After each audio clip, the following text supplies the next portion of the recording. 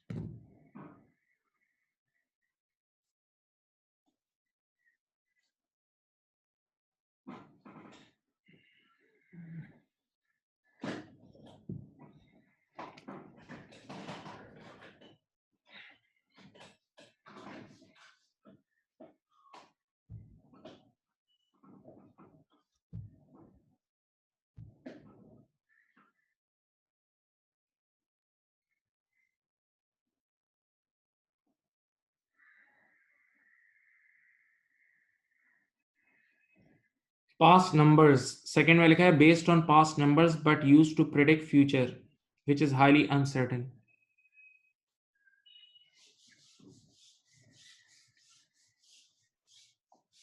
बेटा आप लोगों ने नोट डाउन करना है, कर लें।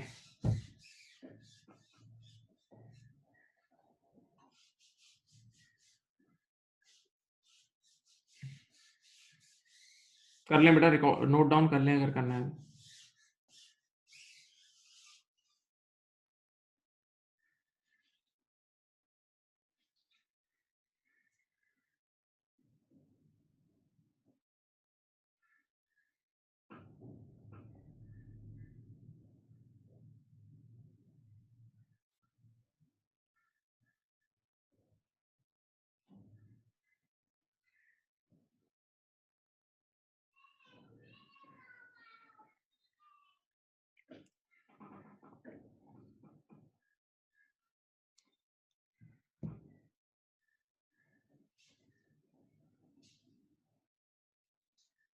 Inflation also distort comparison, point number 6 में लिखा हुआ है इन inflation also distort comparison.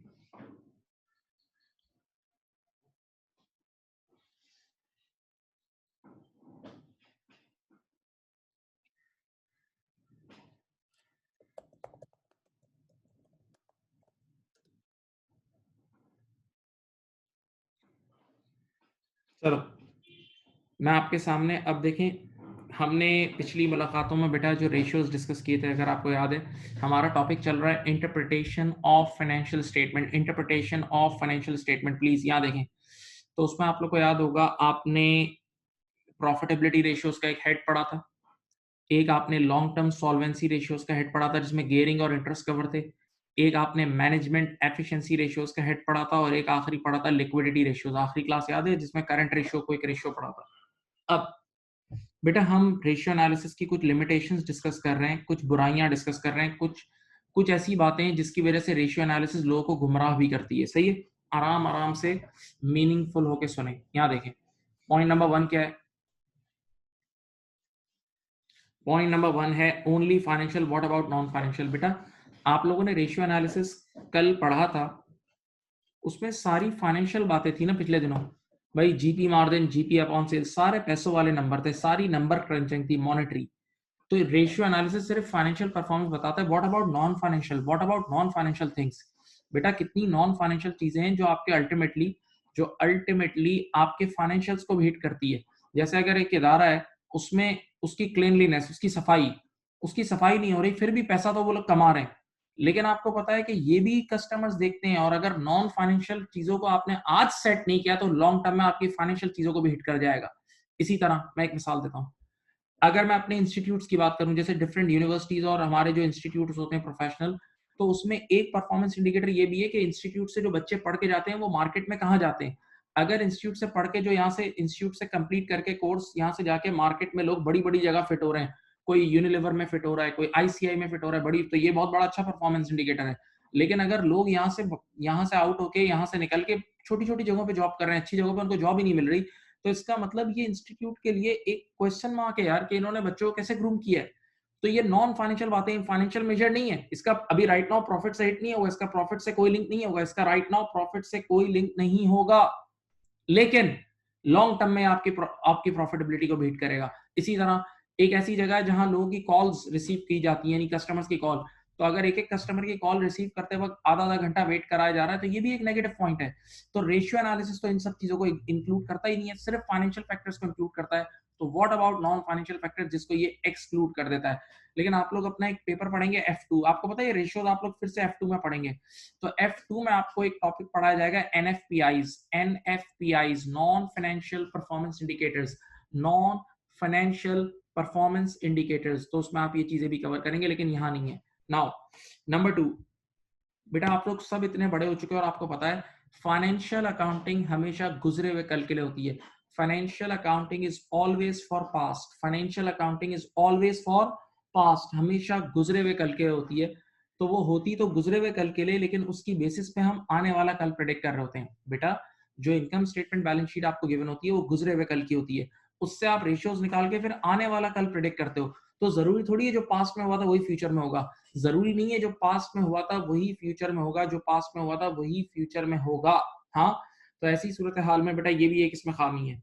Number 3, ratios are dependent on income statement. भाई कितने रेशियोज ऐसे हैं जो सेल्स के ऊपर डिपेंडेंट है, ग्रॉस प्रॉफिट नेट प्रॉफिट के ऊपर डिपेंडेंट है, विच मे बी मैनिपुलेटेड। याद रखना बेटा, रेशियोज इनकम स्टेटमेंट के नंबर से निकाले जा रहे होते हैं, और इनकम स्टेटमेंट के नंबर में धोखा हो सकता है, मैनिपुलेशन हो सकती है। कैसे? आप लोग सब इतने पढ़े लिखे, और इस बार मैं खुद आप लोग इसमें इस कोर्स में पढ़ाऊंगा कि रेशियोज के अंदर, मेरी तरफ देखें, रेशियोज के अंदर इनकम स्टेटमेंट के अंदर कितनी चीजें होती हैं जो अंदाजा बेस्ड होती हैं। इनकम स्टेटमेंट के अंदर कितनी चीजें होती हैं जो अंदाजा बेस्ड होती हैं। और याद रखना, जहां अंदाजा आता है वहां फ्रॉड का दरवाजा खुल जाता है। जहां अंदाजा आता है वहां फ्रॉड का दरवाजा खुल जाता है। मेरा अंदाजा कुछ और होगा, एक और का अंदाजा कुछ और होगा, किसी और का अंदाजा कुछ और होगा। तो अंदाजे की वजह से आप अपनी इनकम स्टेटमेंट में मैनिपुलेशन कर सकते हो। तो जब इनकम स्टेटमेंट ही गलत होगी तो उसके आने वाले रेशियोज भी गलत होंगे। जरा सोचो ना, अगर ग्रॉस प्रॉफिट का नंबर ही गलत है तो उसका मतलब आगे जीपी मार्जिन वगैरह सब गलत आएगा। तो रेशियोज में फ्रॉड भी हो सकता है, और ऐसा हुआ है पास्ट में। Number 4, use of different accounting policies. भाई मैं दो इदारों के रेशियोज निकाल रहा हूं, तो मुमकिन है उन दोनों इदारे की अकाउंटिंग पॉलिसीज डिफरेंट हो। एक इदारा first in first out use कर रहा हो, दूसरा इदारा एवरेज कॉस्ट। याद है फीफो लीफो और एफ को आप लोगों ने पढ़ा है बचपन में। एक इदारा first in first out use कर रहा है, दूसरा इदारा था एवरेज कॉस्ट यूज कर रहा है। तो भाई ये कंपैरिजन लाइक विद लाइक थोड़ी हुआ। ये कंपैरिजन हरगिज लाइक विद लाइक नहीं है, ये कंपैरिजन हरगिज लाइक विद लाइक नहीं है, ये कंपैरिजन हरगिज लाइक विद लाइक नहीं है। नहीं समझे? भाई एक इदारा यूज कर रहा है फीफो, एक एफ को, तो अब आप इनके बुक्स को कैसे कंपेयर करोगे? इसी तरह एक इदारा रिवैल्यूएशन वाला काम कर रहा है, नहीं अपनी एसेट्स को रिवैल्यू कर रहा है, दूसरा रिवैल्यू नहीं कर रहा, तो अब ये कंपैरिजन लाइक विद लाइक नहीं होगा।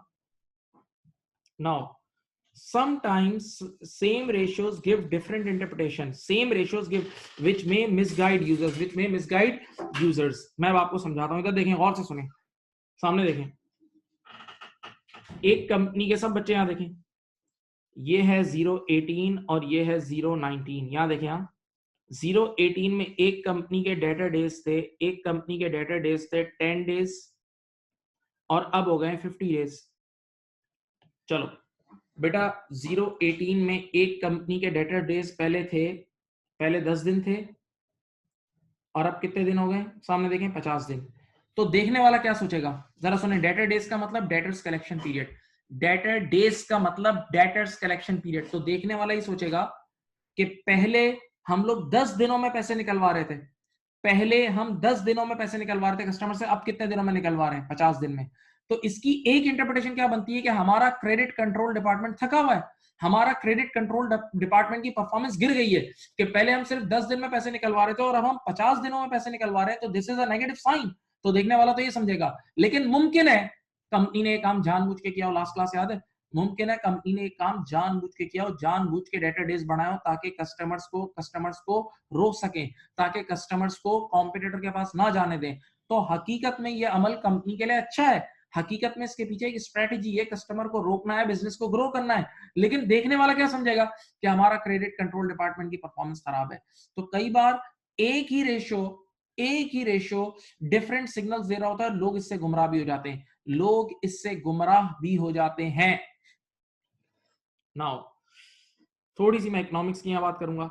Inflation also distort comparison, inflation also distort comparison. मेरी तरफ देखें बेटा, आप सब एक बात सोचें, जो वैल्यू आज 1000 रुपए की है, क्या 2 साल बाद के 1000 रुपए की भी वही वैल्यू होगी? सब देखें, आज के 1000 रुपए के नोट में जो पावर है, क्या 2 साल बाद के 1000 के नोट में ही वो पावर होगी? नहीं। या जो आज के 1000 के नोट की पावर है वो 2 साल पहले भी यही थी? नहीं बेटा, पैसों की परचेजिंग पावर चेंज हो रही है, बिकॉज ऑफ इन्फ्लेशन पैसों की परचेजिंग पावर चेंज हो रही है।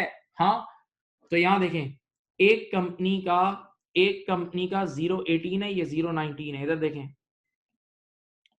एक कंपनी का यहां डेटर डे, सॉरी, एक कंपनी का यहां नेट प्रॉफिट था 1000, और अगले साल भी नेट प्रॉफिट 1000 है, लास्ट ईयर भी नेट प्रॉफिट 1000 था, और इस साल भी 1000 है। तो बाजाहिर देखने वाला तो कहेगा नेट प्रॉफिट सेम है, देखने वाला तो कहेगा नेट प्रॉफिट सेम है, लेकिन आज के 1000 रुपए की पावर गिर चुकी है, इन्फ्लेशन की वजह से आज के 1000 रुपए की पावर गिर चुकी है, तो इसका मतलब इन रियल टर्म्स कंपनी गिर चुकी है, लेकिन बाजार सबको सेम नजर आ रही होगी। नहीं समझे बेटा, पिछले साल के 1000 रुपए में वो ताकत ज्यादा थी, आज के 1000 रुपए बिकॉज ऑफ इन्फ्लेशन उसकी पावर कम हो गई है, उसकी परचेजिंग पावर कम हो गई है। सोचें, तो इसका मतलब ये हुआ कि लास्ट टाइम के 1000 में और इस साल इस टाइम के 1000 में फर्क है। तो बज़ाहिर देखने वाले को तो परफॉर्मेंस सही नजर आ रही होगी कि इक्वल जा रही है, लेकिन असल में परफॉर्मेंस गिर गई है। तो इन्फ्लेशन की वजह से बेटा कंपैरिजन खराब हो जाता है। इन्फ्लेशन की वजह से माय डियर स्टूडेंट कंपैरिजन खराब हो जाता है। Okay, now number 7, different formulas of ratios used by different companies, different formulas of ratios used by different companies। सुनो भाई, कई बार ऐसा होता है, दो आप लोगों ने गेयरिंग पढ़ा था, गेयरिंग पढ़ते वक्त एक फॉर्मूला था जिसमें ऊपर आता था नॉन करंट लायबिलिटीज, ये फॉर्मूला था, देखो गेयरिंग का एक फॉर्मूला ये था, ऊपर आता था नॉन करंट लोन्स, बेटा यहां देखें, divide by equity, share holder equity plus non current loan, याद है? हाँ, और एक गियरिंग का फॉर्मूला और भी था जिसका नाम था डेट इक्विटी रेशियो, जिसमें ऊपर आता था लोन, उसमें ऊपर आता था लोन और नीचे आती थी इक्विटी। तो बेटा अगर दो कंपनीज डिफरेंट फॉर्मुलाज यूज करी तो उनके आंसर्स टोटली डिफरेंट होंगे, दो कंपनीज डिफरेंट फॉर्मुलाज यूज करी तो उनके आंसर्स डिफरेंट होंगे। इसी तरह आप लोगों को याद होगा, आपने पढ़ा था रिटर्न ऑन कैपिटल एम्प्लॉयड, आप लोगों ने पढ़ा था रिटर्न ऑन कैपिटल एम्प्लॉयड। तो रिटर्न ऑन कैपिटल एम्प्लॉयड में भी कई बार क्या होता है, कुछ कंपनीज पीबीआईटी यूज कर रही होती हैं, कुछ पीबीटी यूज कर रही होती हैं। तो अगर कंपनीज डिफरेंट फॉर्मुलाज यूज करेंगी, अगर कंपनीज डिफरेंट फॉर्मुलाज यूज करेंगी, तो ऐसी सूरत हाल में फिर वंस अगेन गुमराही होगी। एक और एग्जांपल देता हूं, कई बार दो इदारे होते हैं, ये मैं आपको पहले दे चुका हूं, दो इदारे होते हैं उनका एक्सटर्नल एनवायरनमेंट डिफरेंट होता है, दो इदारे होते हैं उनका एक्सटर्नल एनवायरनमेंट डिफरेंट होता है, या वहां लोगों की अर्निंग्स डिफरेंट होती हैं, तो फिर भी उनकी परफॉर्मेंस सेम नहीं होगी। मैंने पिछले दिनों कराची, अब मैंने कहा था मेरा एक कैंपस कराची में, एक हैदराबाद में, एक कैंपस कराची में और एक हैदराबाद में। कराची कैंपस का रिटर्न ऑन कैपिटल एम्प्लॉयड बहुत हाई आया है और हैदराबाद कैंपस का बहुत लो आया है। तो मैंने मैनेजर को फोन करके बुरा भला कहना शुरू कर दिया। तो मैनेजर ने कहा सर आपको क्या हो गया है, कराची और हैदराबाद को आप क्यों कंपेयर कर रहे हैं, दोनों में वर्किंग एनवायरनमेंट का फर्क है। हैदराबाद में एसी वाली क्लासेस नहीं है, यहाँ एसी वाली क्लासेस हैं। हैदराबाद की फैकल्टी अलग है, कराची की फैकल्टी अलग है। हैदराबाद में लोगों की इनकम पैटर्न्स अलग हैं, कराची में अलग है। तो बेटा कई बार दो इदारों का एक्सटर्नल एनवायरनमेंट, या याद है एक चीज बार बताइए, साइज, कई बार दो इदारों की साइज भी डिफरेंट होती है, तो भी बेटा उनके उनके परफॉर्मेंस डिफरेंट होगी। तो इसमें मैनेजर का कोई कसूर नहीं है। Okay, now timings of investment may show a different picture. देखो मैंने आपको ये बात बताई थी, इधर देखो, ये आपका एक अकाउंटिंग पीरियड है जनवरी टू दिसंबर, ये आपका एक अकाउंटिंग पीरियड है जनवरी टू दिसंबर, ये आपका एक अकाउंटिंग पीरियड है जनवरी टू दिसंबर। हाँ, ऐसा ही है। अब क्या होगा, सामने देखें, आपने नए बुटीक्स खोले, नए बुटीक्स यानी नई दुकानें खोली 1 नवंबर को, आपने नई दुकानें खोली 1 नवंबर को। तो जब नई शॉप्स आपने 1 नवंबर को खोली ना, तो ईयर एंड पर वो शॉप्स आपके एसेट्स में तो नजर आ रही हैं।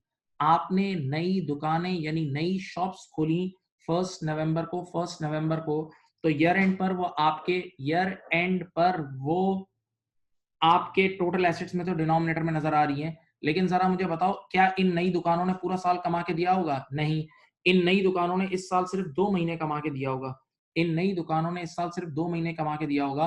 तो न्यूमरेटर में सिर्फ 2 महीने का प्रॉफिट शामिल होगा, जबकि डिनोमिनेटर में वो चीज पूरी पूरी शामिल हो गई होगी। तो परफॉर्मेंस गिरी भी नजर आ रही होगी, परफॉर्मेंस गिरी भी नजर आ रही होगी। तो इसमें भी मैनेजर का कोई कसूर नहीं है, अगले साल से इसकी असल परफॉर्मेंस नजर आएगी। ये सिर्फ टाइमिंग्स ऑफ इन्वेस्टमेंट का मसला है, ये सिर्फ टाइमिंग्स ऑफ इन्वेस्टमेंट का मसला है। तो मेरे प्यारे बच्चों, ये सारे वो पॉइंट्स हैं जो रेशियो एनालिसिस की बुराइयां हैं, रेशियो एनालिसिस की खामियां हैं। तो रेशियो एनालिसिस कई बार लोगों को गुमराह भी करती है, ये उनके पॉइंट्स हैं। रेशियो एनालिसिस कई बार लोगों को गुमराह भी करती है, ये उसके पॉइंट्स हैं। प्लीज गौर से देख लें, प्लीज गौर से देख लें।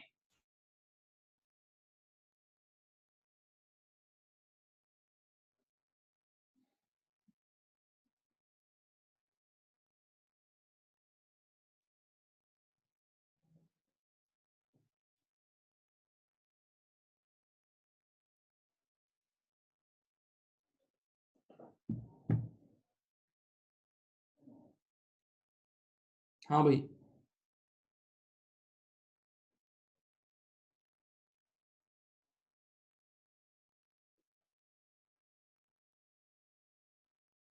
बेटा बात समझ गए?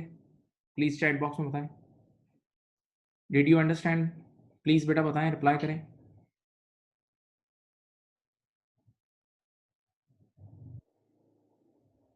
All of you please reply बेटा, please involve. Thank you.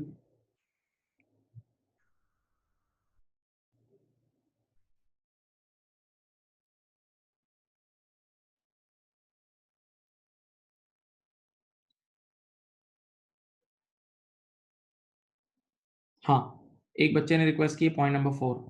Point number 4 क्या है? Use of different accounting policies. बेटा, आप 2 कंपनीज़ को कंपेयर कर रहे हो, कंपनी ए और कंपनी बी, कंपनी ए और कंपनी बी। कंपनी ए जो है ना फर्स्ट इन फर्स्ट आउट के थ्रू अपनी इन्वेंटरी वैल्यू कर रही है और कंपनी बी एवरेज कॉस्ट। तो बेटा आपको पता है फर्स्ट इन फर्स्ट आउट से प्रॉफिट अलग आता है, एवरेज कॉस्ट से अलग आता है। तो अब इसमें मैनेजर का तो कसूर ही नहीं है, तो अकाउंटिंग पॉलिसी का कसूर है। तो आप एक इदारे को अच्छा बोल रहे होगे, दूसरे को बुरा बोल रहे होगे, जबकि ऐसा है नहीं असलियत में। ये सिर्फ उनकी अकाउंटिंग पॉलिसी डिफरेंट होने की वजह से, अकाउंटिंग पॉलिसी डिफरेंट होने की वजह से उनकी परफॉर्मेंस डिफरेंट नजर आ रही है। तो इसमें मैनेजर का कोई कसूर नहीं है बेटा। नंबर 5, हाँ, भाई कई बार एक ही रेशियो डिफरेंट, पॉइंट नंबर 5 किसी ने बोला है, एक ही ratio different different different meaning दे रहा होता है, जिससे लोग गलत इंटरप्रिटेशन लेके गुमराह हो जाते हैं। कंपनी असल में बुरी होती नहीं है, लोग बुरा समझने लगते हैं। मैंने आपको ये मिसाल दी है, देखें। एक कंपनी की ये देखो 2018 में डेटा डेज था 10 डेज और अब 50 दिन हो गए। यानी 2018 में हम अपने कस्टमर से 10 दिन में पैसे निकलवा लेते थे। 2018 में हम अपने कस्टमर से 10 दिन में पैसे निकलवा लेते थे, जबकि 2019 में 50 दिनों में। तो देखने वाला क्या समझेगा कि हमारा क्रेडिट कंट्रोल डिपार्टमेंट, हमारी एडमिनिस्ट्रेशन वीक हो गई है। हम कस्टमर से टाइम पे पैसे ही नहीं निकलवा पा रहे। एक इंटरप्रिटेशन ये भी सही है और ऐसा होता भी है। लेकिन बेटा अंदर का सच क्या था बताऊं? अंदर का सच ये था कि हमने जानबूझ के डेटा डेज बढ़ाया है ताकि हम अपने कस्टमर्स को रोक सकें। ये हमारी मार्केटिंग स्ट्रैटेजी थी। तो असलियत में ये चीज कंपनी के लिए अच्छी थी, लेकिन दुनिया को ये कंपनी के लिए बुरी नजर आ रही है। सही? हाँ जी। हाँ, ये एक्सेप्शंस हैं, बिल्कुल ये एक्सेप्शंस हैं। अब मेरी अर्ज़ सुनें, मेरी अर्ज़ सुनें।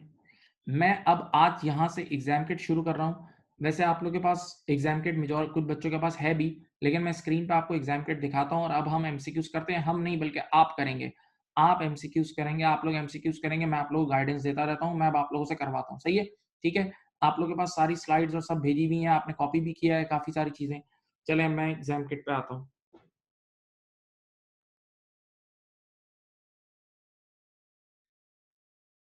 हुँ।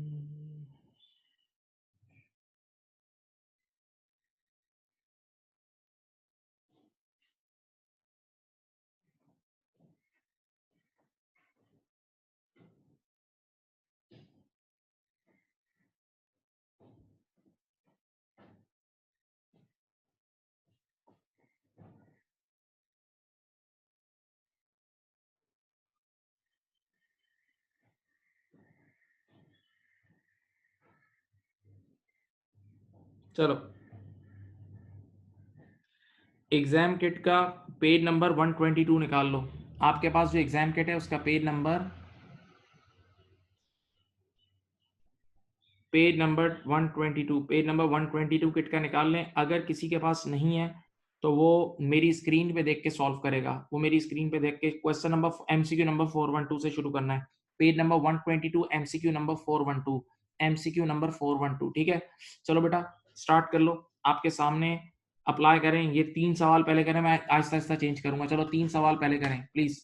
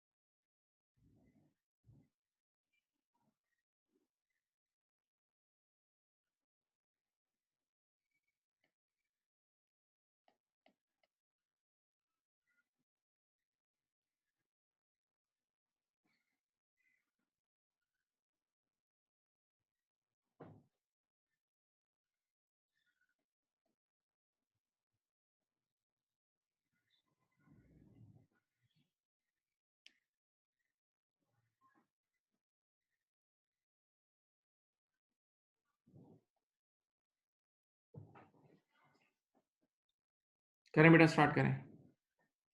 ये तीनों करें, 412, 413 एंड 414 स्क्रीन पे है, पेज नंबर 122।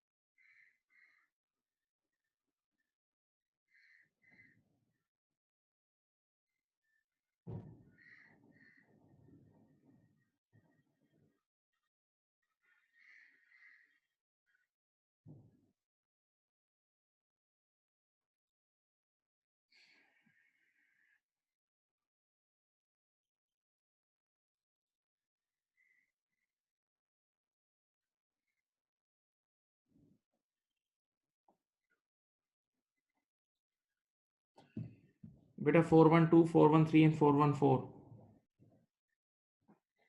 आसान सवाल आते हैं, कोई मुश्किल नहीं है। ये देखो, मैं भी अब आपके साथ साथ शुरू करता हूँ।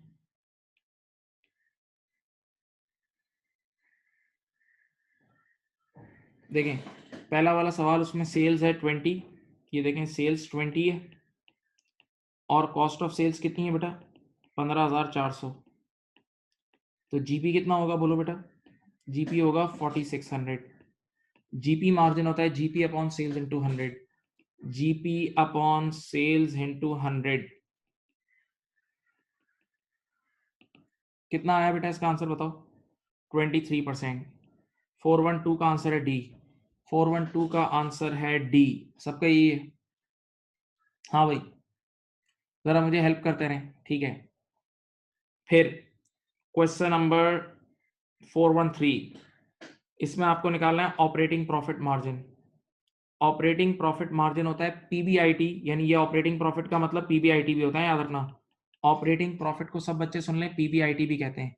तो पीबीआईटी नीचे रखना, अपॉन सेल्स ऊपर रखना, into 100। PBIT upon sales into 100, PBIT upon sales into 100। चलो, तो 2005 में कितना होगा, 2140 डिवाइड बाय 20,000 करो, 2140 डिवाइड बाय 20,000, ये आएगा शायद 10.7%। इस साल का आएगा 10.7, और दूसरे साल का कितना है, 2180 डिवाइड बाय 26,000 इंटू 100। मेरे ख्याल से ए आंसर है। क्वेश्चन नंबर 413 का आंसर ए है, आसान सवाल है, मुश्किल नहीं है। 413 का आंसर ए है। हाँ भाई, अब कर लिया था। 413 का आंसर ए है। 414 देखें, 414 में आपके पास आपने निकालना है रिसीवेबल्स कलेक्शन पीरियड यानी डेटर डेज। बेटा डेटर डेज का नॉर्मल फॉर्मूला मैं पहले लिख देता हूं। इसका फॉर्मूला होता है closing debtors divide by sales into 365, यही फॉर्मूला यूज होता है। एवरेज डेटर तब यूज होता है जब हर साल का ओपनिंग और क्लोजिंग गिवन हो, लेकिन दोनों सालों का ओपनिंग नहीं गिवन है, दोनों सालों का ओपनिंग नहीं गिवन है। सुनो, तो बताओ बेटा, ये 2005 का कैसे निकलेगा। 2005 के डेटर्स कितने हैं, ये देखो रिसीवेबल्स कितने हैं, 4400 है, 4400 के रिसीवेबल्स हैं, और सेल्स कितनी है बेटा, 20,000 इंटू 365, ये आ गया एक। और 2006 का कैसे निकालोगे बेटा, इसके रिसीवेबल, इसके डेटर्स कितने हैं, देखो ये रहे 6740 डिवाइडेड बाय सेल्स कितनी है, 26,000 इंटू 365। चलो, ये आपके पास 2005 और 2006 का आंसर आ जाएगा। जरा क्वेश्चन नंबर 414 का आंसर बताएं। 414 का आंसर बताएं, ए है 80 days and 95 days, 80 days and 95 days please.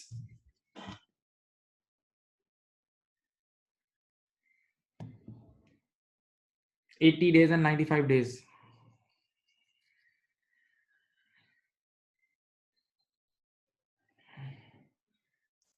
Four one three का बेटा मैं फिर फॉर्मूला लिख देता हूँ बेटा। ऑपरेटिंग मार्जिन क्या होता है बताऊँ, ये देखें, इसका फॉर्मूला होता है पीबीआईटी अपॉन सेल्स इंटू 100, ये फॉर्मूला है बेटा, देख लो।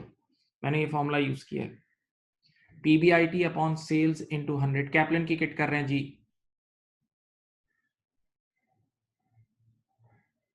बेटा एक सवाल आया है क्वेश्चन नंबर 414 में, 2006 के लिए तो ओपनिंग रिसीवेबल गिवन है क्योंकि 2005 का क्लोजिंग 2006 का ओपनिंग होता है, लेकिन 2005 का ओपनिंग नहीं गिवन है, तो दोनों सालों पे सेम चीज अप्लाई करते हैं ना, तो दैट्स व्हाई क्लोजिंग रिसीवेबल से काम करेंगे।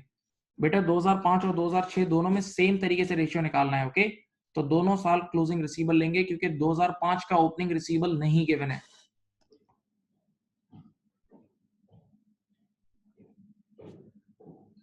चलो आ जाओ, question number 415, 416 and 417। 415, 416 and 417 in front of your screen, in front of your screen. चले करें 415। अपने रेशियोज के फॉर्मुलाज अपने सामने रख लें बेटा, आप लोगों को मैंने सारी फाइल सेंड की थी, अपने रेशियोज के फॉर्मुला सामने रखें तो हो जाएगा।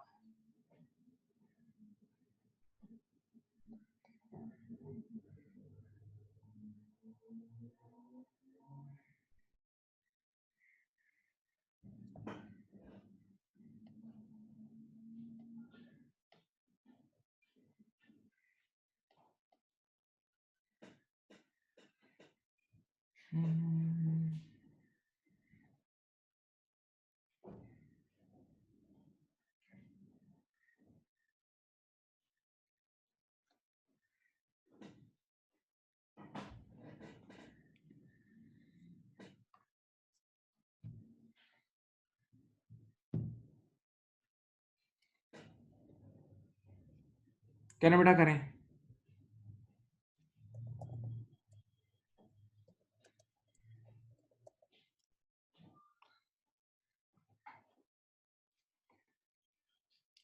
415, 416 and 417, 415, 416 and 417 please।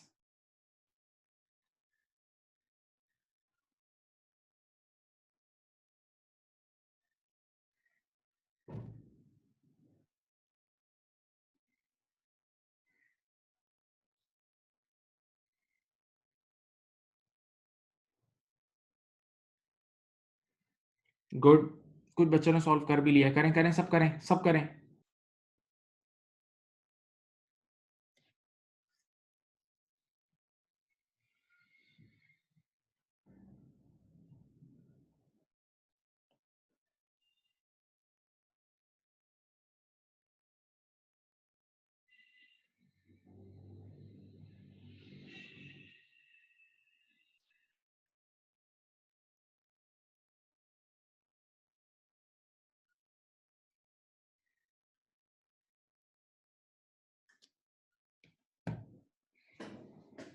चलो गुड गुड गुड गुड। चलो मैं सॉल्व करता हूँ। पहली चीज आपको निकालनी है इंटरेस्ट कवर। फर्स्ट चीज क्या निकालनी है? Interest cover. बेटा आपको फॉर्मूला आप सबको आना चाहिए। इंटरेस्ट कवर का सिंपल फॉर्मूला ये होता है, देखें बेटा, PBIT divide by interest expense, ये इसका फॉर्मूला होता है, ठीक है। इंटरेस्ट एक्सपेंस को सब बच्चे याद रखना फाइनेंस कॉस्ट भी बोलते हैं। इंटरेस्ट एक्सपेंस का ज्यादा मशहूर नाम फाइनेंस कॉस्ट है। देखो इधर, तो बताओ इसमें PBIT कितना, ये रहा, profit before interest and tax है 12715 डिवाइडेड बाय बेटा फाइनेंस कॉस्ट कितनी है, ये रही 5000।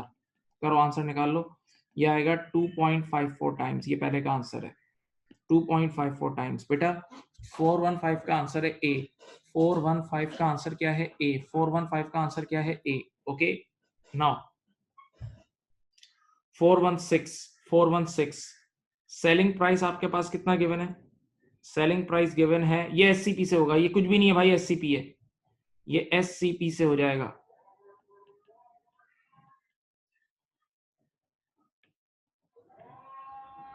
एक मिनट, आसान हो रही है।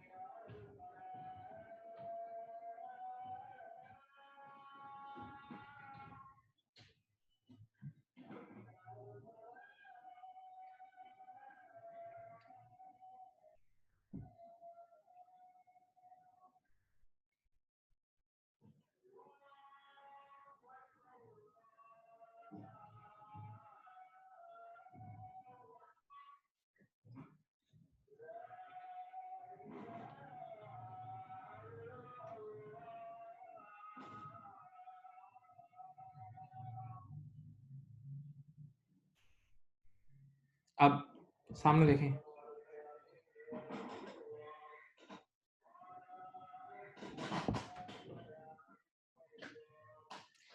बेटा सेलिंग प्राइस गिवन है और मार्कअप गिवन है। मार्कअप, इन मार्कअप याद है कॉस्ट इज ऑलवेज 100, प्रॉफिट 40 है तो ये 140 होगा। बेटा देखो in markup cost is always 100, profit cost 100 है, प्रॉफिट 40 है तो 140 होगा। अब बताओ 700 बराबर 140 के, ये वही पुरानी चीजें आपने पहले पढ़ी हुई है। 700 बराबर 140 के, तो 700 डिवाइड बाय 140 करना, जाना कहाँ है, कॉस्ट पे जाना है, इनटू 100 कर लो भाई, कितना आया, 500। वेरी गुड, आपकी कॉस्ट आ रही है 500, आपकी कॉस्ट आ रही है 500। ओके, अब आपको निकालना है, यहाँ देखें 417 देखें। A company had sales of 220, purchases भी गिवन है और ओपनिंग और क्लोजिंग इन्वेंट्री भी गिवन है। देखो पढ़ो requirement, what was the inventory holding period in days based on average level of inventory. Average inventory पे काम करना है। एवरेज इन्वेंट्री होती है opening inventory plus closing inventory divide by 2, पढ़ाया था याद है। एवरेज इन्वेंट्री होती है opening plus closing stock divide by 2 और सब गिवन है। चलो एक मिनट, मैं पहले आपको इन्वेंटरी डेज का फॉर्मूला लिख देता हूँ। इन्वेंटरी डेज का फॉर्मूला है, ये देखें इधर देखें बेटा, फॉर्मूला है average inventory divide by cost of sales into 365। ठीक है बेटा, अब मुझे बताएं एवरेज इन्वेंट्री कितनी होगी, opening stock plus closing stock divide by 2, 24,000 plus 22,000 divide by 2, sorry 24,000 plus 20,000 divide by 2, 24,000 plus 20,000 divide by 2, तो एवरेज स्टॉक आएगा 22,000। हाँ, और कॉस्ट ऑफ सेल कैसे निकालते हैं आपको याद है, यूं निकलती है देखो, opening stock add purchases minus closing stock. सही है, ओपनिंग स्टॉक कितना है 20, नहीं 24, ओपनिंग स्टॉक 24 है, परचेजेस 160 और क्लोजिंग स्टॉक 20 है। जरा बताना कॉस्ट ऑफ सेल्स कितनी आई, कॉस्ट ऑफ सेल मेरे ख्याल से आएगी 164। वेरी गुड, 164 इंटू 365 कर लो भाई, आंसर निकाल लो, आंसर निकालो, 49 डेज, डी आंसर है 49 डेज। बेटा इसका आंसर डी है माय डियर स्टूडेंट, इसका आंसर डी है।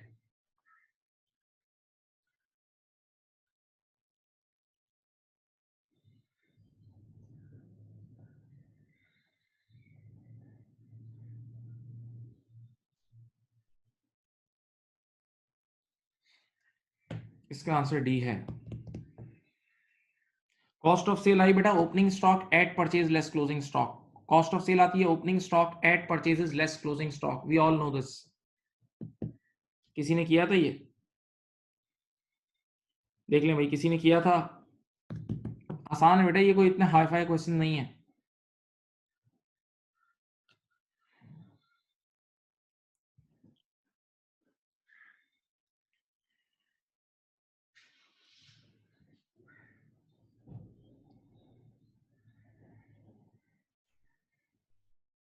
अब ये लीजिए, अब आपके पास तीन क्वेश्चन है, 418, 419, 420 एंड 421।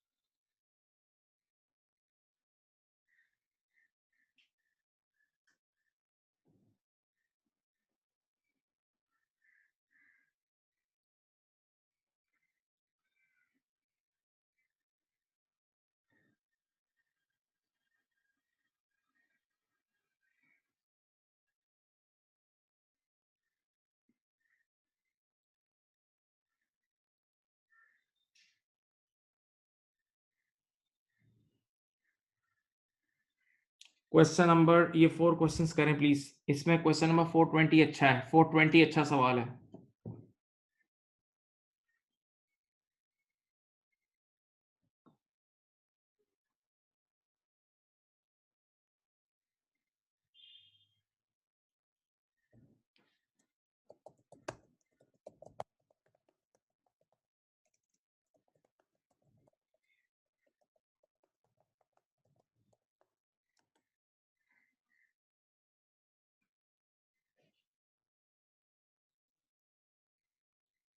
अपने रेशियोज के फॉर्मूला सामने रख के बैठे बेटा, रेशियोज के फॉर्मूला सामने रख के बैठे, सिर्फ फॉर्मूले में नंबर्स पुट करने हैं मेरे प्यारे बच्चों।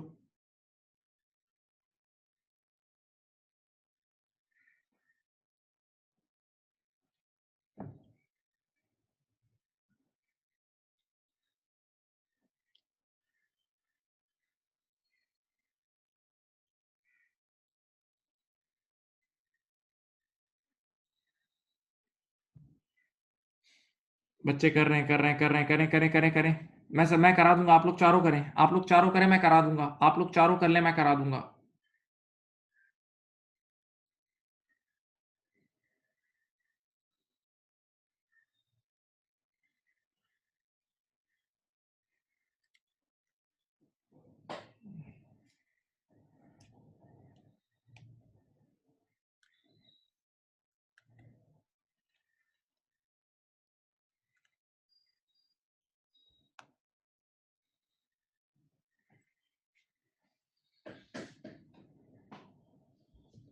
चलो मैं स्टार्ट कर रहा हूं। देखें पहली चीज क्या है, पहली चीज है आपके पास, what is the formula for calculating the inventory, calculating the inventory holding period in days. अभी पढ़ाया था पिछला सवाल में। इसका असल फॉर्मूला होता है average inventory divide by cost of sales into 365। ठीक है, याद है? ये आंसर है इसका, D. Average inventory is divided by cost of sales into 365। बेटा inventory holding period in days का असल फॉर्मूला यही है। ठीक है, और हाँ, अगर एवरेज इन्वेंटोरी ना गिवन हो तो फिर क्लोजिंग स्टॉक यूज करते हैं। अगर एवरेज इन्वेंटोरी ना गिवन हो तो फिर क्लोजिंग स्टॉक यूज करते हैं, फिर क्लोजिंग स्टॉक यूज करते हैं। ठीक है, तो आंसर डी है। 419, कंपनी हैड द फॉलोइंग। अच्छा, करंट रेशियो निकालना है। देखो करंट रेशियो लास्ट क्लास में भरपूर पढ़ा है। करंट रेशियो होता है current assets upon current liabilities, याद है? सारे के सारे करंट एसेट ऊपर रखना, करंट लायबिलिटी सारी नीचे रखना। ये देखो करंट एसेट कौन कौन से हैं आपके पास, इन्वेंटोरी करंट एसेट है और रिसीवेबल, ये दो करंट एसेट है बस। इस सवाल में दो करंट एसेट है, तो 3800 और 2000 ऊपर रखेंगे, 3800 प्लस 2000, और नीचे रखेंगे करंट लायबिलिटीज। करंट लायबिलिटीज भी दो हैं, 200 रुपए का बैंक ओवरड्राफ्ट है, 2000 रुपए की पेएबल्स हैं, तो 200 प्लस 2000। चलो बेटा डिवाइड करके आंसर निकाल के दो। 419 का आंसर है ये रहा बी। 2.9:1, 2.9:1, 2.9:1। अब 420 is not only good, it's very good. यही असल सवाल है जिसमें आपको महारत चाहिए, बाकी प्रैक्टिकल सवाल कुछ भी नहीं होता। आ जाओ 420 देख लो इधर, देखो 420 गियरिंग से रिलेटेड है। बेटा मैं गियरिंग का एक फॉर्मूला आपके सामने लिख रहा हूं, डेट इक्विटी रेशियो वाला, याद है? ऊपर आते थे लोन्स, नीचे आती थी इक्विटी इंटू 100, याद है? ऊपर लोन्स नीचे इक्विटी इंटू 100, ये इसका सीधा फॉर्मूला लिख रहा हूँ, सेकंड वाला। वैसे दो फॉर्मूलाज थे, मैं सेकंड लिख रहा हूँ। ऊपर लोन नीचे इक्विटी इंटू 100। अब गौर से सुनना बेटा, मैथ्स का बुनियादी उसूल आप लोगों को पता है कि अगर डिनोमिनेटर कम हो जाए, डिनोमिनेटर कम हो जाए तो आंसर बढ़ जाता है। चलो, which of the following, which of the following would increase a company's gearing ratio? बेटा किसकी वजह से gearing बढ़ेगी? मैं पॉइंट नंबर ए से शुरू करता हूं, हो सकता है ए ही आंसर हो, लेकिन मैं देखें, a decrease in long term loans that is less than decrease in equity। इसका मतलब क्या है? देखो लोन सिर्फ 10% गिरा जबकि इक्विटी 50% गिरी। देखो इसका मतलब ये है, क्या लिखा है देखो पढ़ो, a decrease in long term loan is less than, यानी लोन कम, थोड़े से कम हुए जबकि इक्विटी बहुत ज्यादा कम हुई। लोन थोड़े से कम हुए जबकि इक्विटी बहुत ज्यादा कम हुई। अब जरा आप आंखें खोल के देखें, न्यूमरेटर सिर्फ 10% कम हुआ है जबकि डिनोमिनेटर 50% कम हुआ है, तो डिनोमिनेटर ज्यादा कम हुआ ना। और आप सबको पता है जब डिनोमिनेटर ज्यादा कम होगा तो आंसर ज्यादा नहीं आएगा, जब डिनोमिनेटर नीचे से बहुत तेजी से कम होगा तो आंसर शूट नहीं कर जाएगा। नहीं समझ रहे? तो बेटा इस सवाल में आपकी गियरिंग बढ़ जाएगी, इस सवाल में आपकी गियरिंग बढ़ जाएगी, इस सवाल में आपकी गियरिंग बढ़ जाएगी, इस सवाल में आपकी गियरिंग बढ़ जाएगी। ये ए आंसर सही है, ये ए सही है। अब बी मैं आपके सामने पेश करता हूं, देखो बी क्या है। A decrease in long term loan is more than decrease in equity. इधर देखें, अब ये मैं आपको समझाता हूं। इधर देखें, गियरिंग लिखा, ऊपर लोन नीचे इक्विटी। अब वो कह रहा है कि न्यूमरेटर ज्यादा तेजी से कम हुआ है, डिनोमिनेटर थोड़ा सा कम हुआ है। लोन ज्यादा गिरे हैं, लोन ज्यादा गिरे हैं और इक्विटी कम गिरी है, तो अब न्यूमरेटर ज्यादा तेजी से कम हुआ है तो आंसर गिर जाएगा ना, न्यूमरेटर कम होता है तो आंसर गिर जाता है ना। तो हमें कौन सा आंसर पिक करना है, दैट वुड इंक्रीज। तो आंसर ए है, आंसर ए है, आंसर ए है। अच्छा, सी और डी का इससे कोई लिंक नहीं है। इंटरेस्ट रेट बढ़ने से इंटरेस्ट एक्सपेंस चेंज होता है, उससे लोन का कोई लिंक नहीं है, उससे लोन का कोई लिंक नहीं है। ओके, तो 420 का आंसर है ए, 420 का आंसर है ए, सही। 420 का आंसर ए है भाई। 419 किसी ने मुझे आंसर क्या यार, 419 का आंसर किसी ने मुझे गलत बता दिया, बताओ क्या आंसर है, बताओ बेटा। 3800 प्लस 2000 डिवाइड बाई 2200 करो, सी आंसर है भाई, ये आंसर है यार। और यार जिसको नहीं यूज करना होता कैलकुलेटर, प्लीज मुझे मिसगाइड मत करो यार बेटा। जिसको कैलकुलेटर यूज नहीं करना था वो यहाँ मुझे मिसगाइड मत करे, मैं हाथ जोड़ के रिक्वेस्ट कर रहा हूँ। सबको आप लोग परेशान कर रहे हैं। सी आंसर है भाई, किसी ने मुझे गलत बता दिया था यहाँ। जिसको नहीं आता कैलकुलेटर यूज करना वो प्लीज अपना रख दे कैलकुलेटर यार, बहुत माफी। तो क्वेश्चन नंबर 420 में ए आंसर है, क्योंकि ए में न्यूमरेटर सिर्फ लेटेस्ट से 10% कम हुआ है, जबकि डिनोमिनेटर डिनोमिनेटर 50% कम हुआ है। तो डिनोमिनेटर ज्यादा गिरेगा तो आंसर आंसर आंसर बढ़ जाएगा, गेयरिंग बढ़ जाएगी, आंसर बढ़ जाएगी।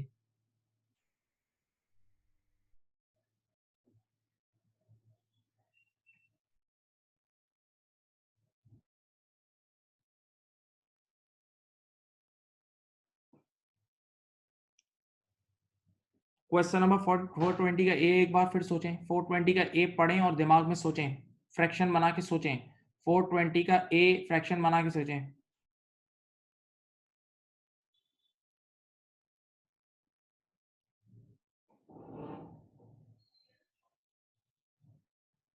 नाउ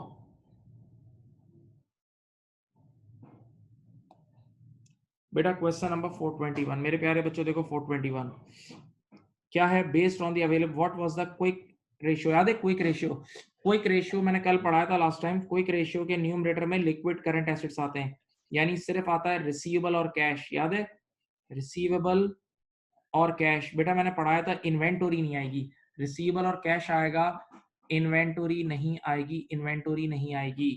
तो आपने ऊपर रिसीवेबल और कैश लिखा और नीचे सारी करंट लायबिलिटीज, नीचे सारी की सारी करंट लायबिलिटीज। इधर देखें मेरे बच्चों, इधर देखो रिसीवेबल कितना है, 2000 है, कैश तो है ही नहीं। रिसीवेबल 2000 है, कैश तो है नहीं, और नीचे लायबिलिटीज ये दो हैं, ये देखें ये दोनों लायबिलिटीज हैं। 200 का बैंक ओवरड्राफ्ट है और 2000 के पेएबल्स हैं। आंसर निकालें बेटा, आंसर निकालें। 0.9:1 ये रहा, 0.9:1 इज द आंसर, ये रहा आंसर बेटा मेरे प्यारे बच्चों, बी आंसर है, बी आंसर है, B is the answer please.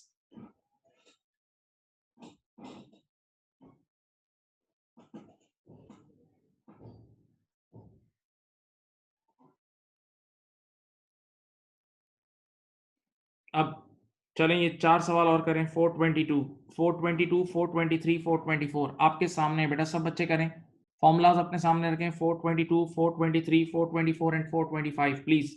422, 423, 424 and 425 please, all of you, all of you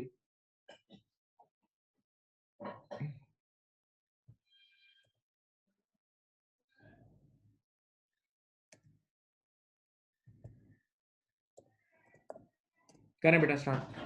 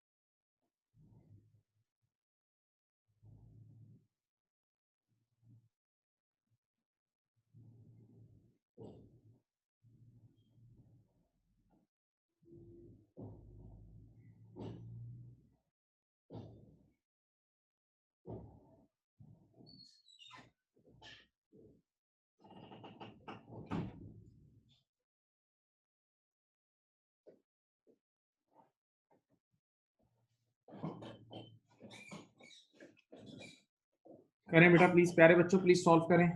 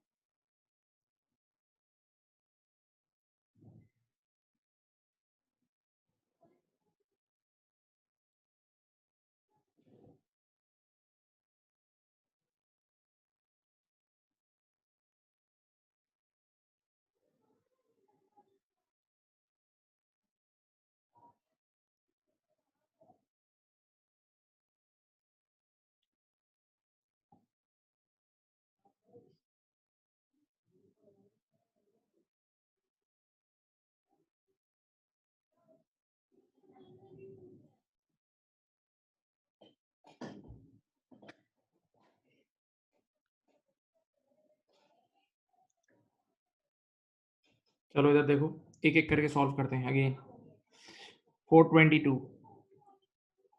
कह रहे हैं कि अब देखो 422 में एक चीज मिसिंग है। पीबीआईटी आपको खुद निकालना होगा। पीबीआईटी का मतलब profit before interest and tax. आपको इंटरेस्ट कवर निकालना है। देखो इंटरेस्ट कवर का ये फॉर्मूला होता है, बिल्कुल बच्चों की तरह चलो। इंटरेस्ट कवर होता है PBIT divide by interest expense. बच्चे ने कहा पीबीआईटी तो गिवन ही नहीं है, पीबीआईटी तो गिवन नहीं है, डायरेक्ट पीबीटी गिवन है। क्या गिवन है? तो आप क्या करोगे, इधर देखो पीबीटी में आप ये फाइनेंस कॉस्ट ऊपर ऐड कर लो, एक कदम ऊपर चढ़ जाओ। पीबीटी में फाइनेंस कॉस्ट ऐड करोगे तो ऑटोमेटिकली पीबीआईटी आ जाएगा। तो बेटा 48 रुपीज में 26 रुपए ऐड करो, 48 और 26, 48 प्लस 26 कितना होता है? 74। तो पीबीआईटी आ गया 74। और अब डिनोमिनेटर में लिखेंगे इंटरेस्ट एक्सपेंस यानी फाइनेंस कॉस्ट जो कि 26 रुपए। तो आंसर निकाल लें। आंसर आ रहा है 2.85। 2.85 times is the answer. 2.85 times is the answer. A answer है। क्वेश्चन नंबर 422 का आंसर है ए।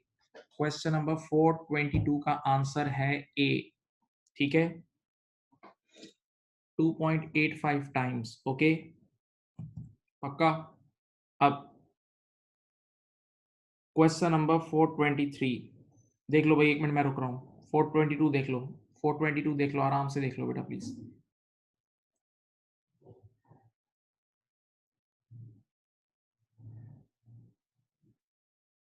423 देखें, आइए।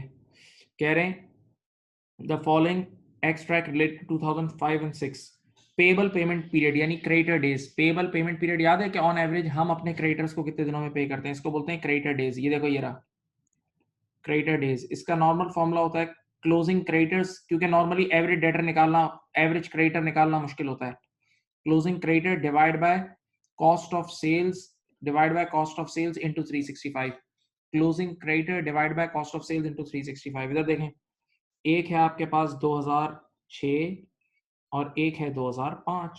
ये देखें बेटा, 2006 में आपके पास क्रेडिटर ये रहे 4400 के, ये आपने न्यूमरेटर में रखें।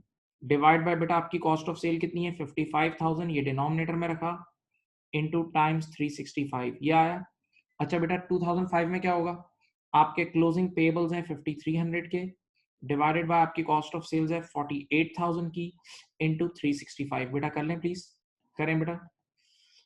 2006 का आंसर क्या आ रहा है? 29 डेज। थैंक यू बेटा। And 2005 it's 40 days. ये है 29 डेज। ठीक है, हाँ भाई बोलो।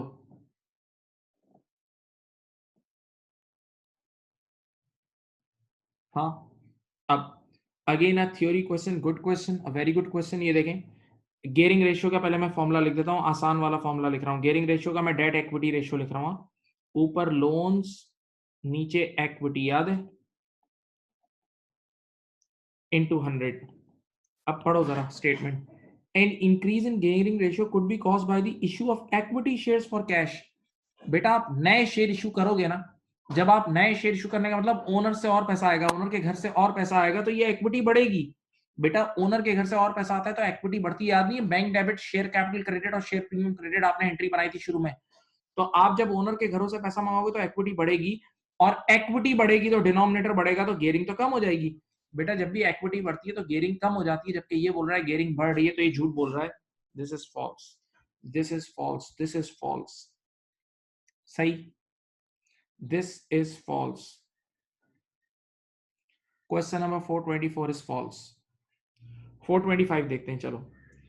बेटा आपको याद है एक होती है सेलिंग प्राइस, एक होती है कॉस्ट, और एक होता है फिर नीचे जीपी, याद है? अज्यूम करते हैं सेलिंग प्राइस 10 रुपए है, कॉस्ट 5 रुपए, तो जीपी 5 होगा। सेलिंग प्राइस पर यूनिट 10 रुपए है, कॉस्ट 5 रुपए है, तो जीपी भी 5 रुपए होगा, तो ऑटोमेटिकली आंसर 5/10 इंटू 100 50% आ रहा होगा। 5 डिवाइड बाय 10 इंटू 100 50% आ रहा होगा। अब जरा आप क्वेश्चन पढ़ें, question number 425। A reduction in unit price purchase cost of raw material while the unit selling price remains unchanged with increase। सही कह रहा है। देखो, अगर तुम्हारी सेलिंग प्राइस तो वही रहे, लेकिन तुम्हारी कॉस्ट 5 रुपए के बजाय 4 रुपए हो जाए, तुम्हारी कॉस्ट 5 रुपए के बजाय 4 रुपए के हो जाए, तो ये आपके पास 6 रुपए आ जाएगा। और जैसे ही आपका जीपी बढ़ेगा तो आप आंसर जीपी मार्जिन बढ़ जाएगा, जीपी मार्जिन आपका बढ़ जाएगा, जीपी मार्जिन बढ़ जाएगा, जीपी मार्जिन बढ़ जाएगा। ओके, 425 का आंसर क्या है? ट्रू। 425 बिल्कुल सही बात है। मैं 424 एक बार रिपीट कर रहा हूं बेटा, खुदा के लिए अपने पास एक कैलकुलेटर रख लो और नंबर से चेक कर लो। और पहले एक चीज, प्यारे प्यारे बच्चों एक बात सुन लो। देखो एक मिनट, मैं आपको बच्चों की तरह समझाता हूँ। ये लिखा हुआ है इधर देखो, 2/4, ये लिखा है 2/4। आंसर निकाल लो, 2/4 का आंसर क्या आ रहा है? 2/4 का आंसर आएगा 0.5। अगर मैं इसमें इसको कर दूं 2/6, अगर मैं इसको कर दूं 2/6, डिनोमिनेटर बढ़ाऊंगा तो आंसर और कम आएगा। बेटा करके देख लो, प्लीज कर लो। 2/4 होता है 0.5, जबकि 2/6 होता है 0.3। तो बेटा ये याद रखना, ये मैथ्स का उसूल है कि डिनोमिनेटर आप बढ़ाओगे तो फाइनल आंसर कम आता है बेटा, याद रखना। और न्यूमरेटर बढ़ाओगे तो फाइनल आंसर बढ़ेगा। ठीक है, न्यूमरेटर का मतलब ऊपर वाला हिस्सा, डिनोमिनेटर नीचे वाला होता है फ्रैक्शन के। प्लीज बेटा इधर देखें। अब सुने, गियरिंग का फॉर्मूला होता है loan upon equity, loan upon equity. सही है? क्या लिखा हुआ है? An increase, question number 424, an increase in gearing ratio could be caused by issue of equity shares for cash. बेटा हम नए शेयर इशू करेंगे, तो नए शेयर इशू करने की ये एंट्री बनती है। एंट्री बता दूं, मैंने शुरू में पढ़ाई थी, bank debit, share capital credit और प्रीमियम क्रेडिट। ठीक है, तो जब आप नए शेयर इशू करोगे तो शेयर कैपिटल, शेयर प्रीमियम बढ़ेगा, जो कि इक्विटी का हिस्सा है। तो अल्टीमेटली आपका ये डिनोमिनेटर की जो इक्विटी है ये बढ़ेगी ना, आपकी इक्विटी बढ़ेगी। और जब डिनोमिनेटर बेटा बढ़ेगा तो आपका फाइनल आंसर कम हो जाएगा, गियरिंग कम हो जाएगी। डिनोमिनेटर बढ़ेगा तो आपकी गियरिंग कम हो जाएगी।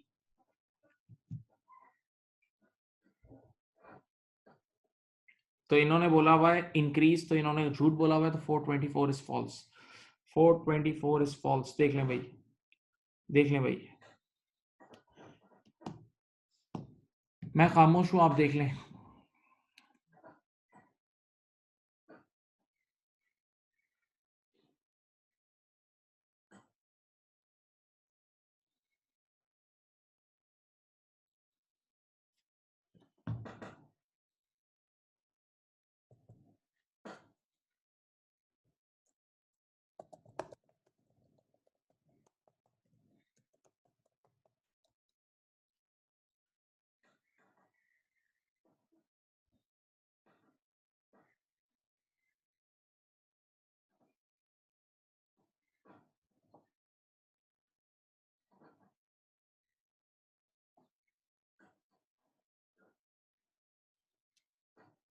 अब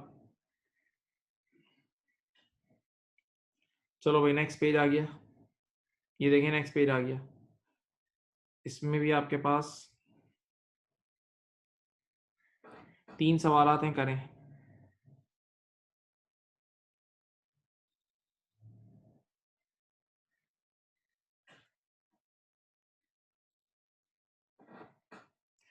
four 26, 427 and 428, 426, 427 and 428। Come on, start, give a try, give a try.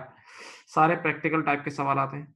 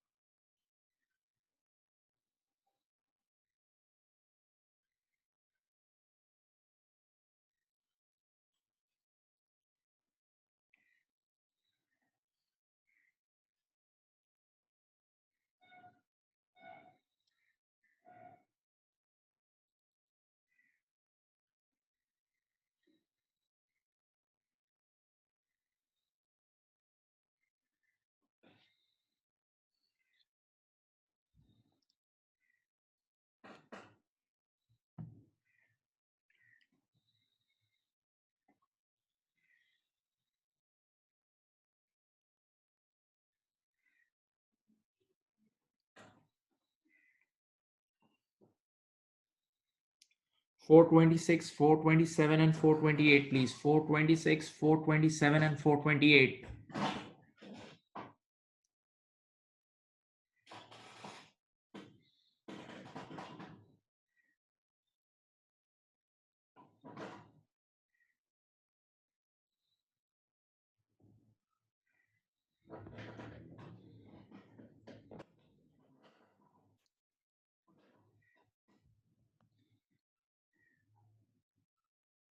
Four 426, 427 and 428.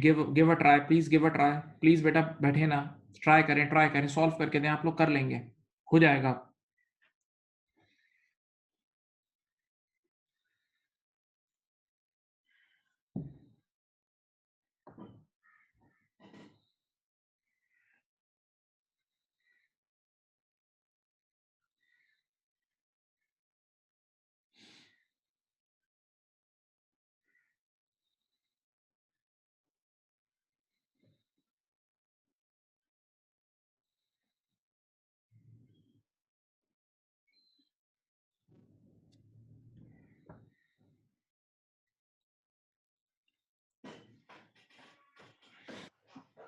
चलो भाई, मैं सॉल्व कर रहा हूं, अब देखते हैं क्या होता है. क्या लिखा हुआ है? पहला 426 करंट रेशियो निकालना है. करंट रेशियो होता है current asset upon current liabilities. Current, सारे करंट एसेट और नीचे सारी करंट लायबिलिटीज. सही है. एक तरफ आपके पास 2003 है और एक तरफ 2002 है. सारे करंट एसेट और नीचे सारी करंट लायबिलिटीज. चलो, करंट एसेट आपके पास कितने हैं यहाँ? ये तीनों करंट एसेट है. इन्वेंट्री भी करंट एसेट है, ये भी करंट एसेट है, और कैश भी. ये रहे करंट एसेट, ये रहे बेटा. तो ये आएगा 38595 डिवाइड बाय करंट लायबिलिटीज कितनी है? इस साल सिर्फ ट्रेड पेएबल ही है, इस साल सिर्फ ट्रेड पेएबल है, तो 20750. बताओ बेटा 2003 का कितना आया? 2003 का आया 1.86:1. 1.86:1. अब 2002 में देखते हैं. 2002 में आपके पास करंट एसेट है 37050 के, और मेरे बच्चों करंट लायबिलिटीज कितनी है? 19,000 की है.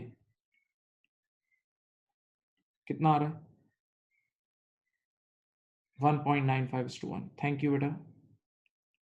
ठीक है, तो एक आ रहा है 1.86:1 और एक आ रहा है 1.95:1. Okay, I hope you did it right. आप लोगों ने सही किया होगा, आप लोगों ने सही किया होगा.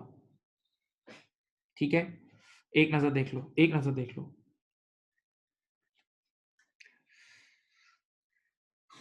अब जरा 427, बहुत अच्छा सवाल है, अच्छी तरह देखना. 427 को गौर से देखें तो देखें. 427 is about return on capital employed. ROCE याद है? रोस, रोस होता था PBIT upon capital employed. ROCE होता था पीबीआईटी अपॉन कैपिटल एम्प्लॉयड, याद है? हाँ. अब बताओ कैपिटल एम्प्लॉयड का मतलब क्या था? लोन और equity, total long term source of finance, सारी की सारी long term source of finance. देखो मैं इसको और तोड़ रहा हूं. तो कैपिटल एम्प्लॉयड का मतलब होता था नीचे लोन प्लस इक्विटी दोनों, नीचे लोन प्लस इक्विटी दोनों इंटू 100, नीचे लोन प्लस इक्विटी दोनों इंटू 100. सही है. कैपिटल एम्प्लॉयड का मतलब all long term sources of finance, all long term sources of finance, loan plus equity दोनों. अब सुनो इधर देखो क्या लिखा है. An increase in return on capital employed could be caused by increase in long term loans. यार आपने अपने लॉन्ग टर्म लोन्स को बढ़ाया, गौर से देखें. लॉन्ग टर्म लोन्स को बढ़ाया होगा तो डिनोमिनेटर में देखो लोन बढ़े होंगे, लोन डिनोमिनेटर में आ रहे हैं. रोस के डिनोमिनेटर में लोन आ रहे हैं, तो ये डिनोमिनेटर बढ़ा होगा. जब डिनोमिनेटर बढ़ा होगा तो बेटा आंसर गिरेगा ना. जब डिनोमिनेटर बढ़ेगा तो आंसर तो गिरना चाहिए. तो आंसर गिरना चाहिए, जबकि बोल रहे हैं इंक्रीज, तो ये फॉल्स है बेटा. आंसर गिरना चाहिए. आप फॉर्मूले में देखें ना, लोन डिनोमिनेटर में आ रहा है. मेरे प्यारे प्यारे बच्चों, रिटर्न ऑन कैपिटल एम्प्लॉयड के फॉर्मूले में लोन डिनोमिनेटर में आ रहा है, और उसने बोला है लोन बढ़ा है, तो लोन बढ़ा है तो अल्टीमेटली आपका आंसर तो गिरना चाहिए. तो ये बोल रहा है इंक्रीज, ये झूठ बोल रहा है, फॉल्स है, ये फॉल्स है बेटा. हाँ भाई.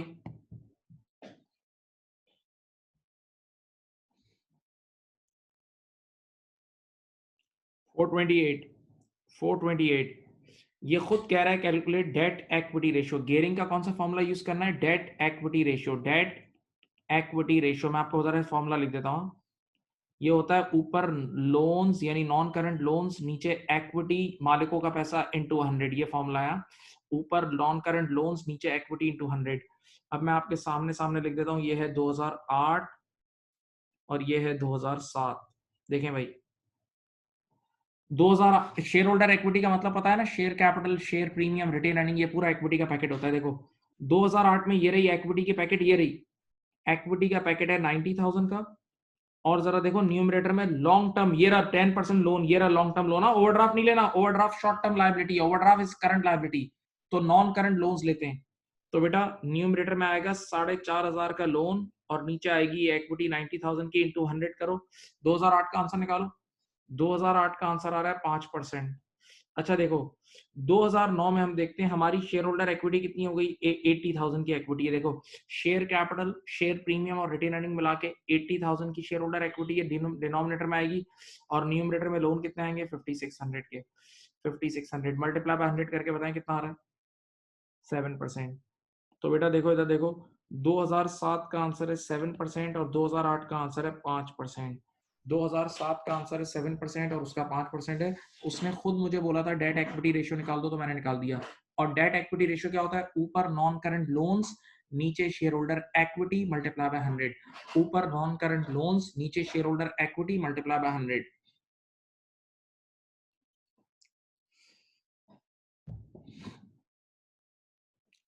ठीक है बेटा, यहाँ तक साथ हैं, बताएं मेरे प्यारे प्यारे बच्चों, ये बताएं यहाँ तक साथ हैं, please are you with me? Please chat box में रिप्लाई करें सब बच्चे। और मैं उम्मीद करता हूँ कि आप लोगों ने सही भी किए होंगे इसमें से।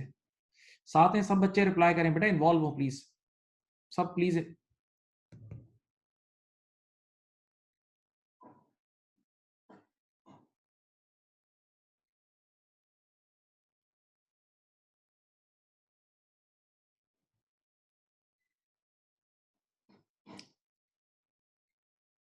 ये आपके सामने है, ये देख लें। हाँ जी। अब जरा थ्योरी के क्वेश्चन आएंगे, थ्योरी के सवाल ज्यादा अच्छे होते हैं, थ्योरी के सवाल ही असल सवाल होते हैं, याद रखना। मैं आपके सामने अब चेंज कर रहा हूँ स्क्रीन, चलो ये करो। All of them are almost theory questions please. अच्छा ये नहीं करना, 433 नहीं करना, वो मैंने नहीं पढ़ाया हुआ। 433 अभी नहीं करना, वो मैंने नहीं कराया हुआ। सिर्फ ए लेवल्स वाले बच्चे कर सकते हैं, बाकी कोई नहीं कर सकता। 433 अभी नहीं करना, 433 बच्चों नहीं करना, मैं मना कर रहा हूँ। सिर्फ आप पहले चार करें, 429 से 432।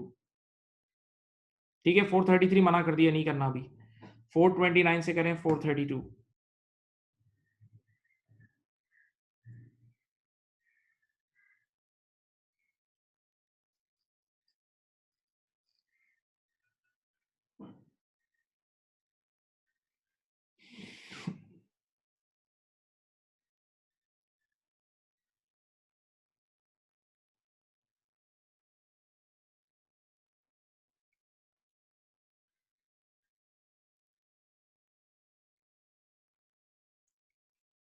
करो बेटा करो।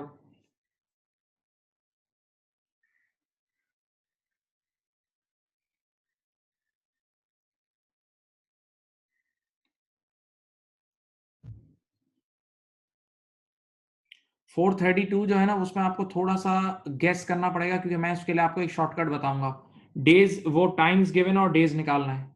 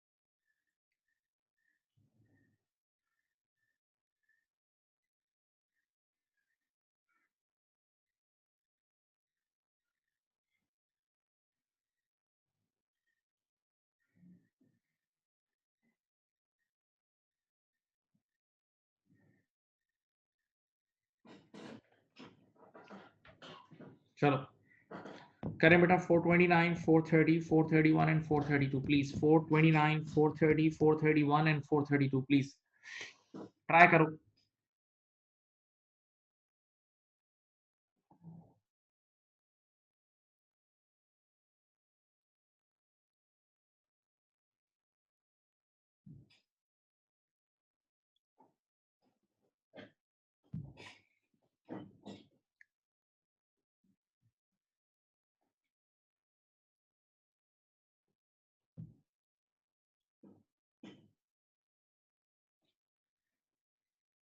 चलो मैं स्टार्ट करा रहा हूं, थोड़ा सा मेरी तरफ देखें और तवज्जो से सुनना, सोचना।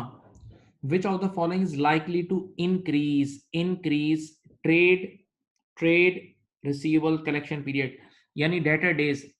वो कौन सी बातें जिसकी वजह से अब हम अपने कस्टमर से लेट पैसे कलेक्ट करेंगे। चलो 429 शुरू कर रहा हूं। Offering credit customers significant discount. बेटा अगर हम डिस्काउंट देंगे तो वो जल्दी पैसे दे देंगे। सोचें, अगर मैं अपने क्रेडिट कस्टमर्स को कैश डिस्काउंट ऑफर करूंगा तो कैश डिस्काउंट की वजह से वो जल्दी पे कर देते हैं, जबकि ऊपर लिखा हुआ है लेट पे करेंगे, तो ये आंसर नहीं है।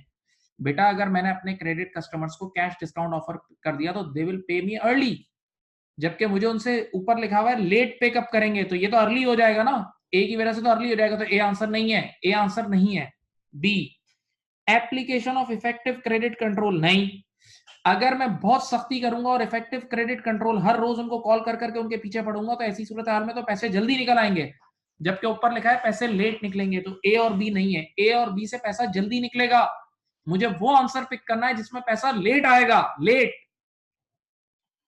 पुअर, हाँ। मेरा क्रेडिट कंट्रोल डिपार्टमेंट थका हुआ है, तो अगर मेरा क्रेडिट कंट्रोल डिपार्टमेंट थका हुआ होगा तो वो कस्टमर्स को ट्रेस नहीं कर रहा होगा सही तरह, और इसकी वजह से डिले हो रहा होगा और उसकी वजह से डेटा डेज बढ़ रहे होंगे। आंसर इज सी। सी बिल्कुल सही है, सी बिल्कुल मैच कर रहा है जो रिक्वायरमेंट में बोला हुआ है, ठीक है। डी का कोई रिश्ता नहीं है, इंक्रीज वॉल्यूम ऑफ, नहीं उसका कोई रिश्ता नहीं है, नॉर्मल आप सेल्स। डी में आप सिर्फ वॉल्यूम बढ़ा रहे हो बेटा, उसका कोई लिंक नहीं है, वॉल्यूम बढ़ा रहे हो। भाई मैं, एक मिनट, मैं 1000 रुपए का माल बेचता था, 10 दिन का टाइम देता था, अब 10,000 का माल दे रहा हूँ और वही 10 दिन का टाइम दे रहा हूँ, तो इसका बेटा इसका इसका कोई वॉल्यूम का कोई लिंक नहीं है, क्योंकि टर्म्स तो हमने चेंज थोड़ी किए, टर्म्स तो वही रखे ना। तो answer is C, answer is C. 429 का आंसर बिल्कुल ऑब्वियस आंसर है सी, ऑब्वियस आंसर है इसका बेटा सी। अब 430, जरा गौर से सुनना, देखो बेटा, मैं अगर एक मिडिल मैन हूं ना, तो एक तरफ मेरे कस्टमर्स होते हैं और एक तरफ मेरे सप्लायर्स होते हैं। सुने, अगर मैं मिडिल मैन हूं तो एक तरफ मेरे कस्टमर्स होते हैं, एक तरफ मेरे सप्लायर्स होते हैं। गौर से सुनना, कस्टमर मेरा डेटर होता है और सप्लायर मेरा क्रेडिटर होता है। कस्टमर मेरा रिसीवेबल होता है और सप्लायर मेरा पेबल होता है। ख्याल करना, देखो अब डॉ जाएगा। अब ये सवाल किस चीज से रिलेटेड है? Which of the following is likely to reduce trade payable payment period. Trade payable payment period का ताल्लुक सप्लायर से है, सप्लायर और क्रेडिटर से इसका ताल्लुक है। बेटा ट्रेड पेबल पेमेंट पीरियड का ताल्लुक सप्लायर और क्रेडिटर से, इसका ताल्लुक कस्टमर से नहीं है, इसका ताल्लुक कस्टमर से नहीं है, लेकिन मामू बनाने के लिए बीच में कस्टमर की बातें भी डालेगा, देखना। सुने, कह रहा है ऑफरिंग क्रेडिट कस्टमर्स, ओ भाई, इस वाले पार्ट का ताल्लुक कस्टमर से है ही नहीं, ये तो मैं पीछे देखूंगा ना, अपने पेबल्स की तरफ देखूंगा, अपने सप्लायर्स। कस्टमर्स का क्या ताल्लुक है? इस वाले टॉपिक का कस्टमर से लिंक नहीं है भाई, ये पेबल से रिलेटेड है। ये तो बिल्कुल भी आंसर नहीं है। Paying a trade supplier with in 7 days, हाँ ये आंसर है। बेटा मैं अगर मेरे सप्लायर ने मुझे डिस्काउंट दिया है ना, और मैंने उस डिस्काउंट को अवेल करने के लिए उसको जल्दी पे कर दिया, तो मेरे ट्रेड पेबल पेमेंट पीरियड कम हो जाएगा। भाई मेरे सप्लायर ने मुझे कहा कि आपने अगर जल्दी पे करा तो आपको हम डिस्काउंट देंगे, तो मैंने उस डिस्काउंट को, उस कैश डिस्काउंट को अवेल करने के लिए उसे जल्दी पे कर दिया, तो हाँ फिर मेरा क्रेडिटर डेज कम हो जाएंगे, ये आंसर बिल्कुल सही है, ऑब्वियस आंसर है। चलो अब सी देखते हैं। Buying proportionately more goods on cash basis rather than credit basis, नहीं कैश बेसिस करोगे तो फिर तो आप, कैश बेसिस का तो क्रेडिट से ताल्लुक ही नहीं है, तो आप जितनी चीजें क्रेडिट पे लोगे उसके टाइम पीरियड तो नॉर्मल ही होगा ना, क्रेडिट पीरियड का ताल्लुक नॉर्मल ही होगा। Buying and increase in volume, और नहीं, आप ज्यादा वॉल्यूम भी खरीदोगे तो टाइम पीरियड तो वही है, सप्लायर ने टर्म्स थोड़ी चेंज की है, सप्लायर ने यहाँ कहीं नहीं लिखा कि टर्म्स चेंज की है, तो B is the obvious answer. 430 का आंसर बी है, देख लो 430 का आंसर बी है, प्लीज देख लें। 430 का आंसर इज बी।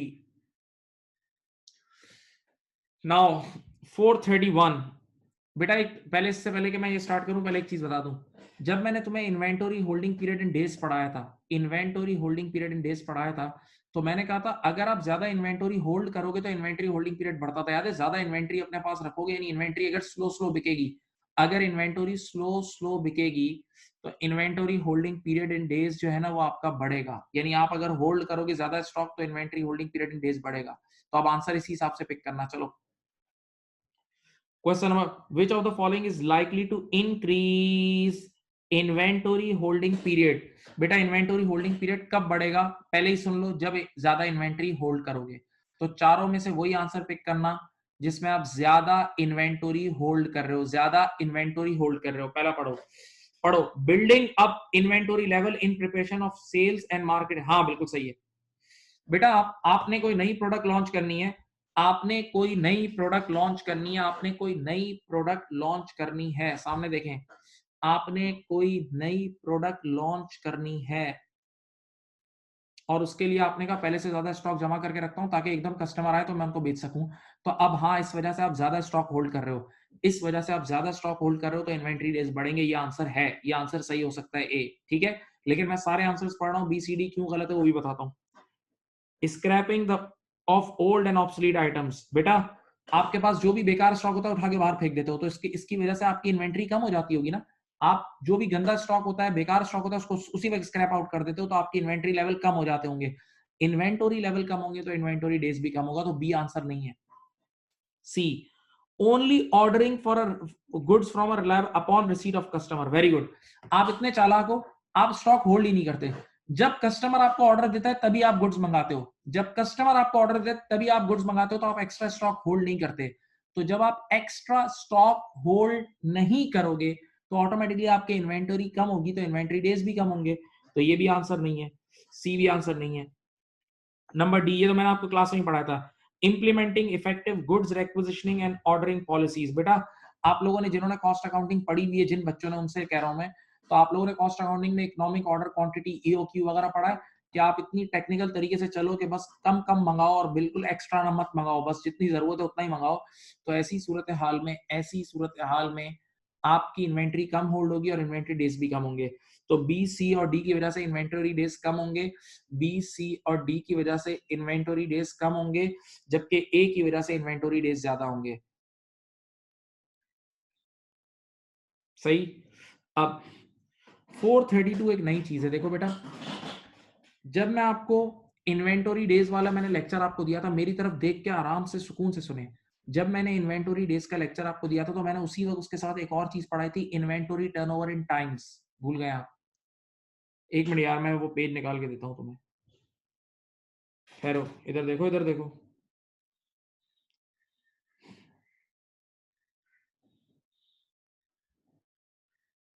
ये देखो, यहाँ यहाँ यहाँ देखो, स्क्रीन पे देखो, यहाँ देखो स्क्रीन पे। जब मैंने तुम्हें इन्वेंटरी डेज पढ़ाया था, जब मैंने तुम्हें इन्वेंटरी डेज पढ़ाया था ना, तो उसके साथ साथ मैंने तुम्हें इन्वेंटरी टर्नओवर इन टाइम्स भी पढ़ाया था। ये देखो, इन्वेंटरी टर्नओवर इन टाइम्स नजर आ रहा है? आंखें खोल के देखो, दोनों के फॉर्मूला एक दूसरे के उल्टे हैं, उल्टे उल्टे बिल्कुल रिवर्स फॉर्मूलाज हैं। दोनों का फॉर्मूला एक दूसरे का उल्टा है। हाँ, हाँ जी, पक्का। तो अगर आपको कभी direct inventory turnover in times given हो ना, बेटा इधर देखें, inventory turnover in times given हो ना और आपको डेज निकालना हो, तो बस 365 से डिवाइड कर देना। मेरी तरफ देख ले, मैं आपको एक शॉर्टकट फॉर्मूला बता रहा हूं। देखो ये दोनों एक दूसरे के उल्टे हैं, बिल्कुल रिवर्स हैं।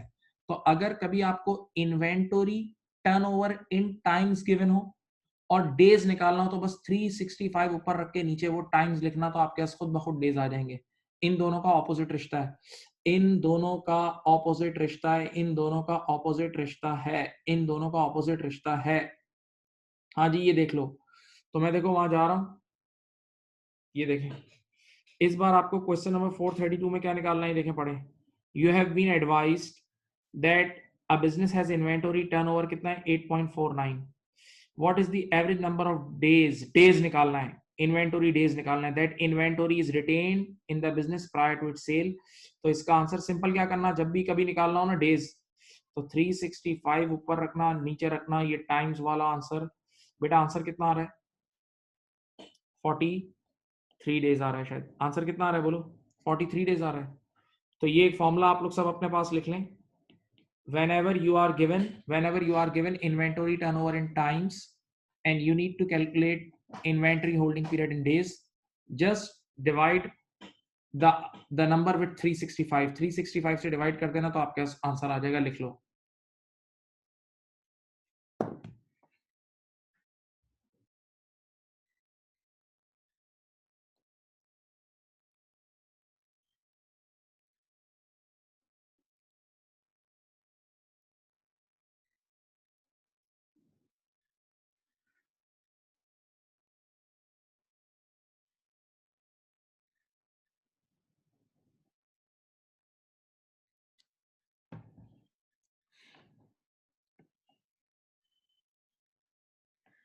चलो बेटा, अब आप लोगों ने और सवालात करने. चलें चलें चलें चलें स्टार्ट. आप लोगों ने करना है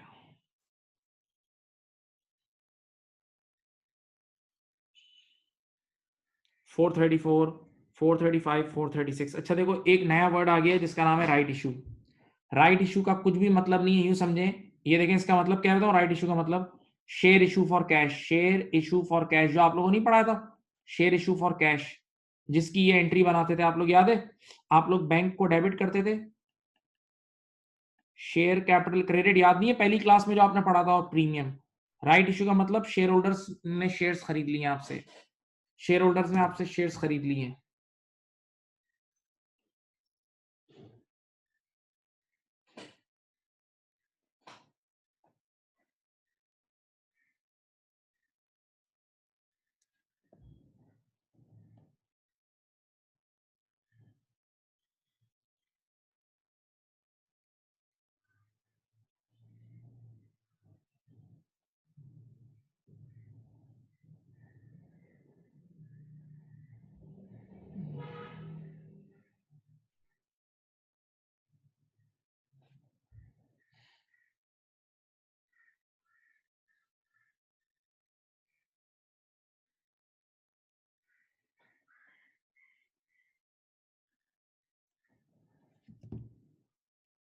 चलें करें बेटा, ये क्वेश्चंस करें.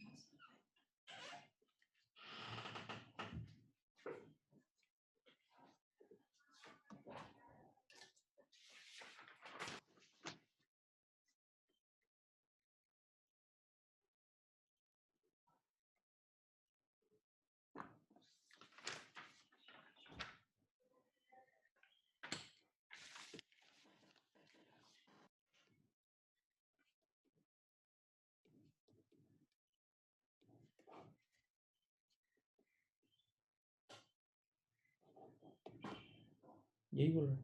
पूछो मेरे. सही. कौन बोल रहा है? सब पूछो कितना है. मेरे ख्याल से इतना ही है. हाँ, may be it's 2000. 80. Okay.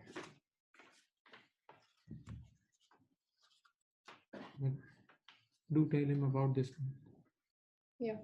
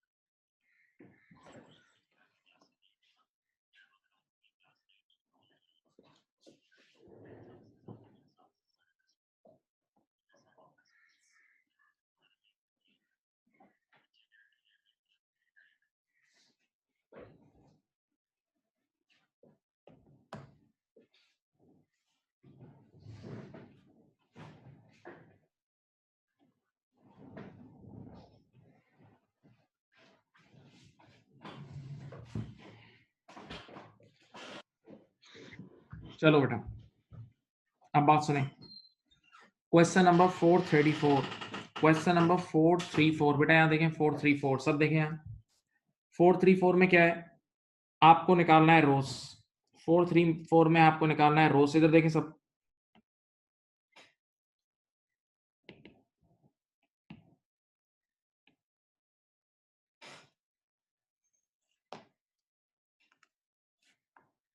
Four three four में आपको कैलकुलेट करना है return on capital employed.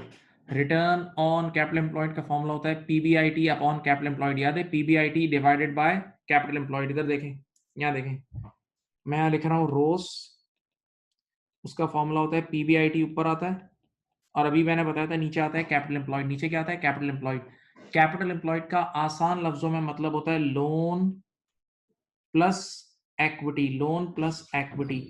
Capital employed का आसान लफ्जों में मतलब होता है लोन प्लस इक्विटी। याद है? अब चलो जरा आराम आराम से पढ़ो।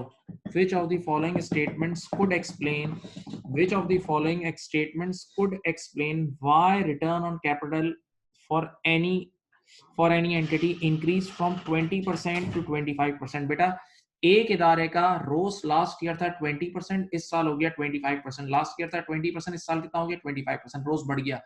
एक इदारे का रोस रिटर्न ऑन कैपिटल एम्प्लॉयड बढ़ गया। एक इदारे का रिटर्न ऑन कैपिटल एम्प्लॉयड बढ़ गया। प्लीज मेरी बात सुने, एक इदारे का रिटर्न ऑन कैपिटल एम्प्लॉयड बढ़ा।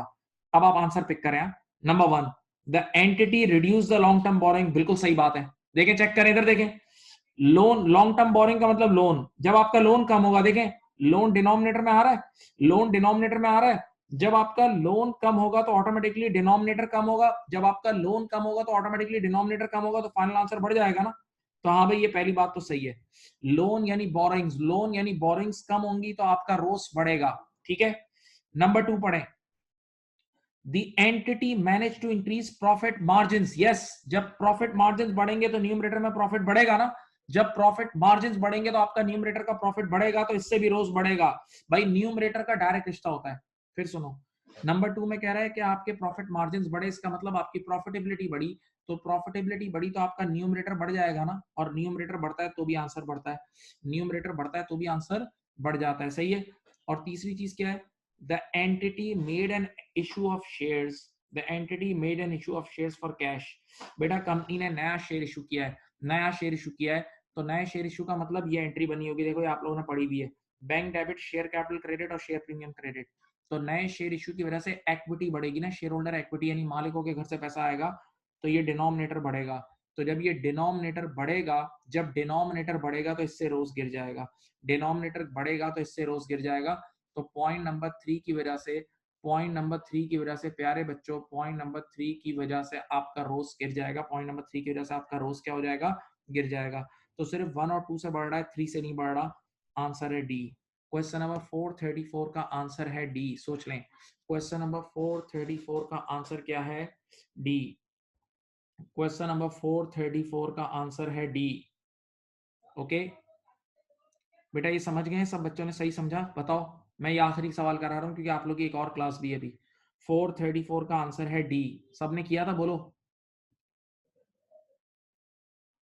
434 का आंसर डी है, बताओ भाई।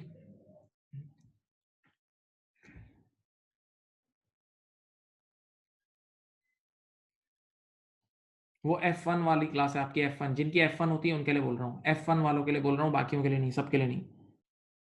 434 में कोई मसला तो नहीं है? बोलो भाई, 434 कर लिया था? बताएं 434 प्लीज।